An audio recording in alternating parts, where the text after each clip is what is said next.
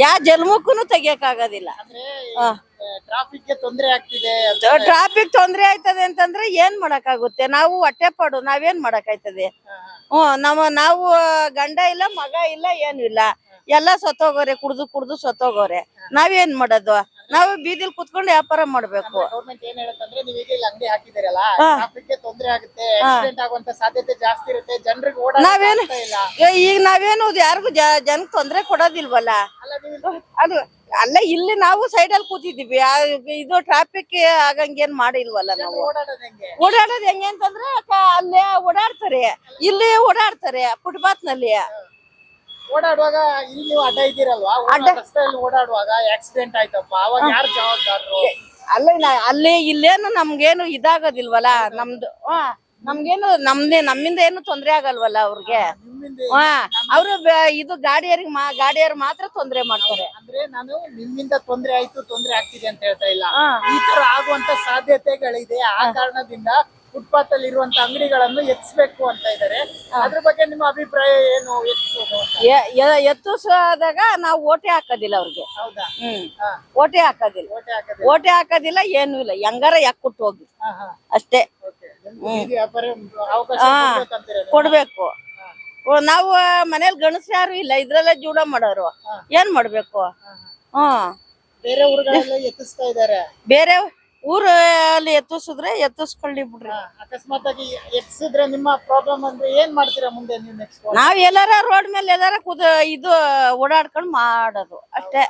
ಅಂದ್ರೆ ನಿಮ್ಗೆ ಇದೆಲ್ಲ ಬಿಟ್ಟು ನಿಮ್ಗೂ ಒಂದು ನಿರ್ದಿಷ್ಟವಾದ ಒಂದು ಪ್ರದೇಶ ಬೇಕು ಅಂದ್ರೆ ಒಂದು ಗ್ರೌಂಡ್ ಅಲ್ಲಿ ಈ ತರದೊಂದಲ್ಲಿ ಮಾಡ್ಕೊಡುವಂತ ವ್ಯವಸ್ಥೆ ಆಗ್ಬೇಕು ಅನ್ನೋ. ಅಯ್ಯೋ, ಯಾರು ಮಾಡ್ಕೊಡೋದಿಲ್ಲಣ್ಣ, ಯಾರು ಮಾಡೋದಿಲ್ಲ. ಯಾರು ಮಾಡೋದಿಲ್ಲ. ಅವ್ರ ಕೆಲ್ಸ ಆಗ್ಬೇಕಾದ್ರೆ ಇದು ಹೂ ಅಂತಂತಾರೆ. ಅವ್ರ ಕೆಲ್ಸ ಆದ್ಮೇಲೆ ನೀನ್ಯಾರೋ ನಾವ್ಯಾರೋ. ಒಂದೊಂದು ವಾಚ್ಮ್ಯಾನ್ಗಳ್ನ ಬಿಟ್ಬಿಡ್ತಾರೆ. ತಳ್ರಿ ಅವ್ರನ್ನ ಅಂತಂತಾರೆ. ಯಾವ ಪಕ್ಷಕರಾಗ್ಲಿ, ಯಾರಾಗ್ಲಿ, ಯಾವನಾರ ಯಾಕ್ಬಿಟ್ಟು ಹೋಗ್ಲಿ, ನಾವು ಯಾರಿಗೂನು ಯಾವ್ದೋ ಒಂದಕ್ಕೆ ಒತ್ತದು ಬರೋದು ಅಷ್ಟೇ. ಇಂಥವ್ರಿಗೆ ಅಂತ ಏನಿಲ್ಲ, ಯಾವ್ದೋ ಒಂದಕ್ಕೆ ಒತ್ತದು ಬರೋದು ಅಷ್ಟೇ. ಇವ್ರು ಉಪೇಂದ್ರ ಅವ್ರಿಗೆ ಓಟ್ ಹಾಕ್ತೀರಾ? ಉಪೇಂದ್ರ ಅವ್ರ ನೆಕ್ಸ್ಟ್ ಬರ್ತಾರಂತೆ. ಯಾವ ಬರ್ಲಿ ತಗೊಳ್ರಿ. ಓಟ್ ಹಾಕ್ತೀರಾ ಉಪೇಂದ್ರ ಅವ್ರಿಗೆ? ಅಲ್ಲ, ಬರ್ಲಿ ತಗೊಳ್ರಿ.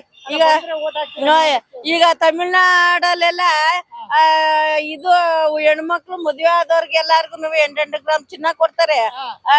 ಮದ್ವೆ ಖರ್ಚಿಗೆಲ್ಲ ದುಡ್ಡು ಕೊಡ್ತಾರೆ. 3 ಇದು ಏನಪ್ಪಾ ಸಿಲಿಂಡರ್ ಎಲ್ಲ ಫ್ರೀ ಕೊಡ್ತಾರೆ. ನಮ್ಗೇನ್ ಕೊಡ್ತಾರೆ?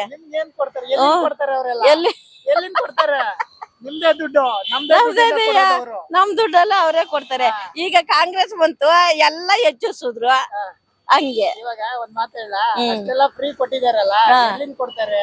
ಎಲ್ಲಿಂದ ಕೂಡ ಅವ್ರದ್ದು ನಮ್ ದುಡ್ಡೇನೆ ನಮ್ಗ್ ಕೊಡ್ತಾರೆ. ನಮ್ಗ್ ಕೊಡ್ತಾರೆ. ಈಗ ಅಕ್ಕಿ ಬೇಳೆ ಎಲ್ಲ ಜಾಸ್ತಿ ಮಾಡವ್ರೆ, ಸಿಲಿಂಡರ್ ಜಾಸ್ತಿ ಮಾಡವ್ರೆ. ಎಲ್ಲ ನಮ್ಗೇನೆ ನಮ್ ತಲೆ ಮೇಲೆ ಹಾಕ್ತಾರೆ, ನಮ್ ತಲೆ ಮೇಲೆ. ಇವಾಗ ಹೇಳಿ, ನಿಮಗೆ ಬೇಕಾದೆಲ್ಲ ಫ್ರೀ ಬೇಕಾ?